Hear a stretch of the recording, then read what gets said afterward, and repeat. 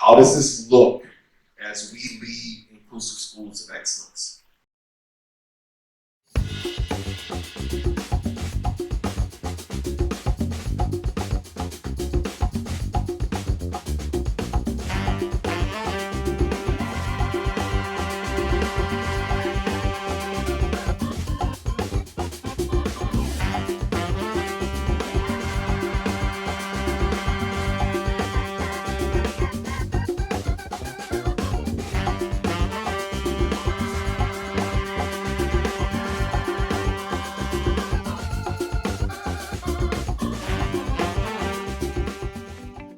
Praise must be authentic.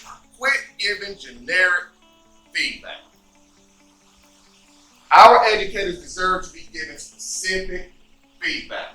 If I can look at a teacher's evaluation and not even tell what lesson was being taught that day, that teacher hasn't gotten any better.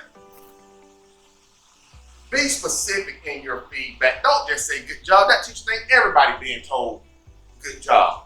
Tell them good job at what they actually done. Because what you're doing is making deposits, so when you need to redirect a little bit, that relationship has been built. And I want to pause and say this: everything I talked about today is built on the premises of building strong relationships. Prioritize the work and work on the work. Someone give me an example of what active eating looks like. Modeling. I think modeling the activity or the strategy that you are trying to help them get used to. Perfect. How often are we being intentional about developing those action plans, engaging in the work of action planning around leading our schools to become inclusive schools of excellence, right?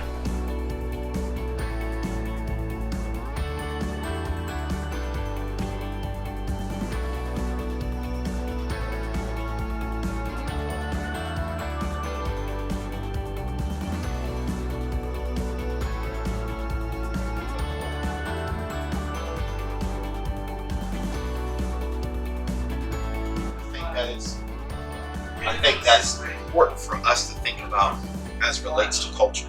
Right? Defining, what culture is, and then having a common understanding of what that means for us in our building. Right? We've got this common language, and we have a common understanding of what that means. That requires us to be intentional. We talk a lot about building relationships, but do we provide those opportunities? Do we do that with intentionality? Are we building those relationships and opening that collaborative space so that everybody feels like they have a voice, they can share with you, hey, I don't think this might not work and this is why. Or these are some challenges. Or see, these are some really big things that are really great. And do we have people on our leadership team that can do that? You know what buy-in is? It's a belief in the work. It's a belief in us as a team. It's that collective teacher efficacy that Hattie talks about that has a significant effect size. Walking in it. Right? Walking in it means I'm continuously thinking about the work. And I want you to navigate those next steps because they're going to be challenges, right? So owning is organizing and operating it, walking in it, and navigating the next steps. So how are we shifting our leadership from just buy-in to providing them an opportunity to own this work? Goals that align with those present levels provide you with research-aligned strategies so that the day-to-day instruction is just as robust, as rich, and as well-researched as the work you put together for creating a foundational document there too. But when we talk about identifying the needs for our teachers, certainly we want to look at student learning data. There's a ton of insights that are provided, such as student to teacher talk ratio. You can look at your use of wait time, your use of academic vocabulary. You can see, are you modeling the language that you want your students to use, and are they actually using that language?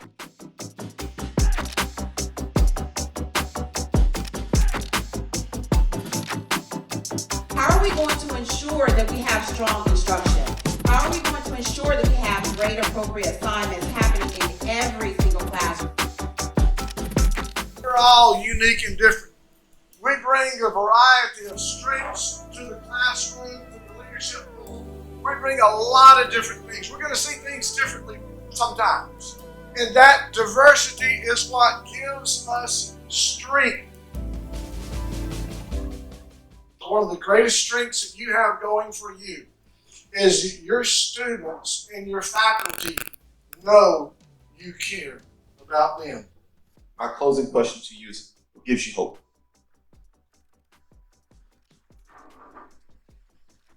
That's just for you to reflect on. You don't have to share that. All right. But the last thing I do want you to do is a more active response, and that is, what gets you hyped?